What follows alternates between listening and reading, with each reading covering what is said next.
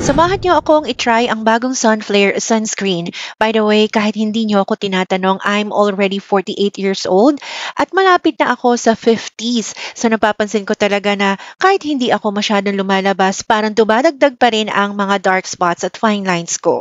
Siguro dahil sa nagkaka-age ako at sobrang init talaga ng panahon ngayon. Kaya nako, napaka-importante sa akin na naglalagay ako ng sunscreen araw-araw. So may SPF 50 plus na ito, perfect sa weather natin.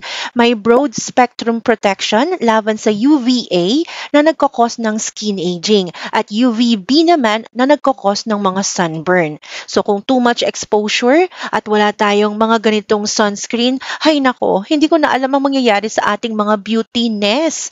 Look at that. Sunscreen na nagbibigay ng natural glowing effect, moisturize at protection against too much sunlight.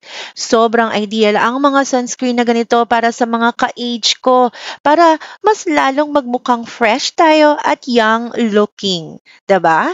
Lightweight and non-greasy, no white cast, easy to absorb, safe na safe sa lahat ng skin tone, even sa morena. So kahit 40s and 50s na tayo, we can still glow confidently basta alaga mo ang iyong skin. Kaya click mo na yung yellow basket at mag-checkout ka na.